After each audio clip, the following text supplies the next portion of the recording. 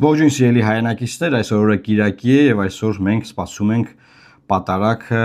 այսպես կոչված պատարագը վարչապետի կազմակերպած Գառնիում։ Նա հայտարարեց, որ գնում է Գառնիում կլինի պատարագը, կային լուրեր, որ նա ուզում է ասպատակել նորից Մայրաթոր Սուրբ Էջմիածին, բայց նա բնականաբար հասկանում է, որ անհաջողության է մատնված այս իմաստով եւ գնում է ուղղակի Գառնի իր համար այնտեղ մասնակցի պատարագի, որտեղ ակնկալում է, որ պետք է Վեհափար Հայրապետի անունը, կաթողիկոսի անունը չտրվի։ Հիմա տեսեք, ել ինչ է ասում վարչապետը։ Իրենք տարբեր եկեղեցիներում, երբ որ պատարագի են մասնակցում եւ հնչում է Կտրիչ Ներսյանի անունը, իրենք ցանկություն ունեն իրենց բողոքը արտահայտել հենց այդ պահին, արդյոք նման բան կարելի է եւ թույլատրելի է։ Ես կարծում եմ, որ այո, նման բան կարելի է եւ թույլատրելի է, որովհետեւ դա լեգիտիմ ակնկալիք է, որ այն մարդիկ, ովքեր իրենց հայտարարել են որպես վեհ եւ որպես որոշակի կանոններով ապրող մարդիկ եւ չեն կատարել դա, չեն կատարում դա եւ չեն էլ պատրաստվում առերեսվել այս փաստի հետ, մենք հայաստանյան ծառայական սուրբ եկեղեցու հետևորդներս պետք է ոչ միայն վերաբերմունք ձևավորենք այդ փաստի առիթով, այլև պետք է արտահայտենք այդ վերաբերմունքը եւ ի վերջո այդ վերաբերմունքից բխող գործնական արդյունքներ հասնենք։ Հիմա նայեք, սիրելի հայրենակիցներ, ինչ է ասում վարչապետը։ Ասում է, որ մարդիկ, ինչ որ մարդիկ իրան հարցում են, ասում են մենք կարանք եկեղեցիներում պահանջենք, որ Վեհափարի անունը չտրվի։ Ինքը ասում է, ես մտածում եմ, որ այո դուք կարող եք, դա լեգիտիմ պահանջ է, քանի որ վարչապետը ի պաշտոն է երկրի ներքին գործերի նախարարին է նշանակում, ոստիկանապետ է նշանակում, հա, այսինքն ինքը ասում է եւ ԱԱԾ-պետ բոլոր անվտանգային մարմիններին ուղերձ է տալիս, որ եթե եկեղեցիներում մարդիկ, ինչ որ մարդկանց խմբեր կգորգրան պատարագի ժամանակ, այսինքն ծեսը, սուրբ ծեսը, պատարագը խանգարեն, եւ ինչ որ մարդիկ էլ դրանց կհանդիմանեն, հա, այդտեղ վեճ կառաջանա, նրանք ովքեր խանգարել են իմ ես ասած ձևի, այսինքն ես լիազորել եմ, ես լեգիտիմացում եմ այդ խանգարելու ձևը, նրանց հետ կապված խնդիրներ չկա, դա լեգիտիմ է։ Մեր օրենսդրությամբ, քրեական օրենսգրքով որևէ կրոնական ծես խանգարել է քրեորեն հետապնդելի արարք։ Այսինքն այս իր լայվը արդեն քրեորեն հետապնդելի արարք, որովհետև ինքը ինչ է անում։ Ինքը զանգվածային կոչեր է անում անկարգությունների։ Ինչ է նշանակում անկարգություն։ Այսինքն հստակ եղած կանոններից դուրս որևէ բան անել։ Բայց մյուս կողմից նայեք, ինքը տեսնում է չի կարող գնալ Մայրաթոր Սուրբ Էջմիածնի վրա, չի կարող էլ ասպատակի, գնում է Գառնի եկեղեցի, բնականաբար իր հետ գնալու են իր խումբը, իր հավատացյալների հետ խումբը, իր քահանայով բանով, այնտեղ իրանց ձևով իրանք կանեն այդ պատարագն, դե ոչ մի բան չի լինի։ Որտեղ ոստիկանություն կա, բան կա, հա։ Ով էլ հանկարծ գոռա ասի, ինչի եք պատարագի ծեսը խանգարում եղել է մի քանի անգամ այս դեպքերը, դուրս կհրավիրեն։ Բայց ինքը ինչ է անում, ժողովրդին ասում է գնացեք եկեղեցիներ, եւ այդ ծեսը խանգարեք։ Պարզա հիմա 10 մարդ կարող է առանձին ամենքը մի եկեղեցում, 10 եկեղեցում գոռան ասեն մի տվեք Գարեգին երկրորդի անունը, չէ՞։ Ասենք 10 եկեղեցիներում։ Վստահաբար այդ պատարագին մասնակցելու են, ասենք, չգիտեմ, 100 ուրիշ մարդ, ովքեր այդ անունը տալուն սպասում են եւ դեմ են այս խառնակցությանը։ Հիմա այնտեղ կա բրբրթեն, հրեն իրար, կա հարվածեն իրար, ինչ ասես կարա լինի։ Եվ այս անկարգությունը, այս զանգվածային անկարգության կոչը անում է Հայաստանի Հանրապետության վարչապետը։ Եվ սրանով նաև ուղերձ է տալիս իրապահ մարմիններին, որ այդ մարդկանց չկպչեք։ Այսինքն ինքը անձամբ չի կարողանում էլ բան անել։ Հիմա ժողովրդին ասում, դուք գնացեք արեք։ Հետո իրար կծեծեն, կջարդեն, չգիտեմ ինչ կանեն, մենք ասենք, բայց ես ինչ կապ ունեմ։ Հա, ես ինչ կապ ունեմ, մենք իրան ասեցինք, դու հեռացի, չհեռացավ, իրա պատճառով է սա լինում։ Բայց իմացեք, ես ամեն ինչ կա, ինչ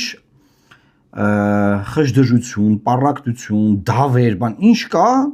տեսեք, հարուցվում է ում կողմից։ Եվ մյուս բանը, որ ուզում եմ էլի այս շաբաթվա իմաստով արձագանքել, դա այն է, որ այս շաբաթվա մեջ խորհրդարանում, որ ամենա թոփ թեմաներից էր, պատգամավորները մարդ 3 միլիոն դրամ փող են ստացել։ Այնտեղ պարքեաճար, էլի պարք։ Ես իմ հետ ինչ է։ Ու չեն եկանում բացատրել թե այդ ինչ են արել, ինչ որ փողը ավելացե, բան ինչից է ավելացե, խիա ավելացե, այդ ինչ եք դուք անում որ փողը ավելանում։ Բոլորին ասում եք ՀԴՄ կտրոն վերցրեք, հարկեր եմ ուզեք, բան որ դուք sense բան անեք։ Սա Ժորժ ջան, ես գնահատում եմ պես թալան։ Ես այսօրվանից ուզում եմ ձեզ ասել, որ լեգիտիմ է Նիկոլ Փաշինյանի իշխանությանը անվանել թալանչիներ։ Սա թալանչիների իշխանությունն է։ Ուրեմն նախկինում հայտնի էր ովքեր էին թալանչիները, չէ՞, թալանչիները, թալանը հետ բերենք, բանասես բաներ, բայց հիմա իրանք եկել են եւ թալանը իրականացնում են պետական բյուջեի միջոցների հաշվին, բոլորի հարկերի հաշվին, նրանք թալանում են երկիրը։ Նախ անարդյունավետ ծրագրերով, թալանում են անարդյունավետ ծրագրերը, լափվում է մի այլ կարգի, դու ասում են, բա քրեական գործ ընդեղ Ավինյանն ասում է, ես ինչ կապ ունեմ անիվ հիմնադրամի հետ, այդ հարցը ինչ չպետք է տակ։ Դե թալանվե, լափվել է, ոնց կարան, հա։ Հիմա արդեն, ասենք կոնկրետ ուղիղ բանկային քարտի վրա նստածվող աշխատավարձով են թալանում մեր ժողովրդին, ու այդ արդեն աշխատավարձ չի, դա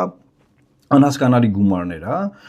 մեր խորհրդարանը ոչ մի լավ բան չի արել Հայաստանի Հանրապետության համար, ոչ մի լավ բան, գործող խորհրդարանը, եւ ես կարծում եմ սա պետք է կոչել լոյալության վճար։ Այսինքն մարդը նոր տարուց առաջ 3 միլիոն դրամ փող են ստացել, որպես լոյալության վճար, այսինքն լոյալ են եղել այս տարի, եւ մինչեւ ընտրությունները լոյալ կմլինեն, որտեղ դա իմպիչմենտի մոմենտ այլ է բան, 1000 բան է եղել, 3 միլիոն դրամ եկալ եք գնացեք նոր տարի արեք, այս խեղճ ու կրակ ժողովրդի հաշվին, աղքատության մեջ մխրճված մեր երկրի հաշվին, եւ որևէ բացատրություն չեն կարողանում տալ։ Ու այստեղ շատ ֆունդամենտալ բան կա։ Ես երբ որ պատգամավոր էի, վերջին գոնե գումարման ժամանակ, ես հիշում եմ, որ այսօրվա խորհրդարանական ուժերի պատգամավորները ինչ ասես մեզ չէին ասում, որ պատգամավորների 15000 վճար կար, պատգամավորական ծախսերի 15000 վճար կար։ Դարձրել էին 50000 ԿՊ-ի առաջարկությամբ, էլի մենք կապ չունենք, հա։ 50000, հա։ Ու բա ինչի 50000, ասես, բա ցենց ելույթներ էին ունենում։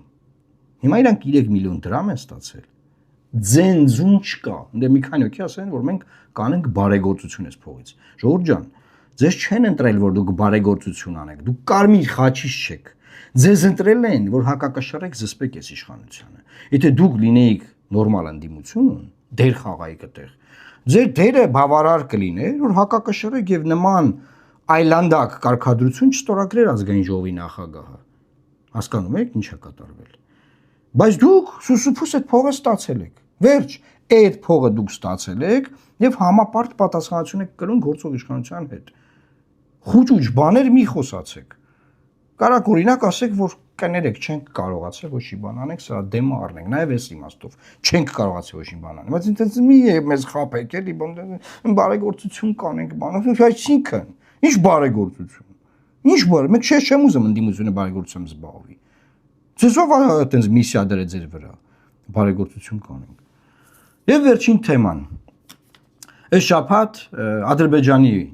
արտգործնախարարը հայտարարեց, որ Հայաստանի Հանրապետությունը պարտավորություններ ունի կատարելու TRIP-ի շրջանակներում, այսինքն նայեք, մենք Ամերիկայի հետ ասում ենք, Ամերիկայի հետ թուղթ ենք ստորագրել, Ամերիկան, Ամերիկայի հետ թուղթ ենք ստորագրել, բայց պարզվում է, որ ասում է Ադրբեջանը ասում է, դուք պարտավորություններ ունեք TRIP-ով։ Այդ ձեր պարտավորությունները պատշաճ մինչև վերջ ժամանակին հստակ կարգավորված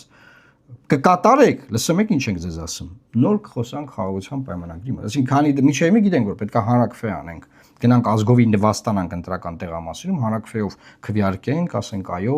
մենք սխալ ենք եղել, անկախության մեր հռչակագիրը մենք ոչնչացնում ենք, մեր պետության ֆունդամենտը, հիմքը ոչնչացնում ենք, եւ սրան մեզ տանում է Նիկոլ Փաշինյանը որ անենք։ Հա, հիմա դրան ավելացել է նաև TRIP, այսինքն միջանցքը։ Այսինքն այն որ ասում էին նոյեմբերի 9-ով միջանցքա բանման, իրանք գնացի Ամերիկա միջանցք են տվել։ Այն նոյեմբերի 9-ով իրանք ասած միջանցքի ժամանակ Ղարաբաղ 150,000 մարդեր Ղարաբաղում ապրում լաչին միջանցք ինչ ասես կար, դա որ կորցրեցինք, ես գոռում էի ամեն օր ասում էի, քանի որ դա չկա։ Գնացեք եւ ասեք եւ մեր պարտավորությունը նույնպես չկա, ոչ մի բան պարտավոր չենք, իրանք ընդհակառակը գնացին եւ ստորագրեցին, որ պարտավոր ենք, հիմա էլ ամերիկացիների հետ պարտավոր ենք։ Ու Ադրբեջանն ասում է տվեք այդ տվողներ, տվեք ժամանակն եկել է որ տակ։ Եվ սա էլ տարեվերջան վերջին անդուր բան է։ Բայց ուզում եմ ձեզ ասել, որ ես մի հարցազրույց եմ տվել մեր ալիքում կա, դիտեք, որտեղ բացատրել եմ թե ինչպես է Իվանիշվիլին հաղթել Սաակաշվիլին համատեղ միահամուռ մեկ ընդդիմադիր բևեռով։ Նկարագրել եմ թե ոնց են արել որ ձայները չփոշիան, հա։ Եվ ես ձեզ ասեմ, ես շատ դրական եմ տրամադրված, դա մեծագույն հույս է, որ այս առաջին մասում թվարկված այլանդակությունները, որ կատարվել են եւ կատարվում են մեր երկրում, դրա դեմն առնենք եւ դրա դեմն առնելու բանաձևը սիրելի հայրենակիցներ, թե ձեզ, թե բոլոր ընդդիմադիր ուժերին տրված է։ Խնդրում եմ դիտեք նաեւ այդ տեսանյութը, տարածեք այս տեսանյութը, բազմապատկեք այս էֆեկտը, եւ ձեզ վստահեցնում եմ, մենք շանս ունենք այս իշխանությանը փոխելու, որ մեզ բոլորիս չթալանեն։ Լավ մնացեք, Աստված պահապան Հայաստանի Հանրապետությանը։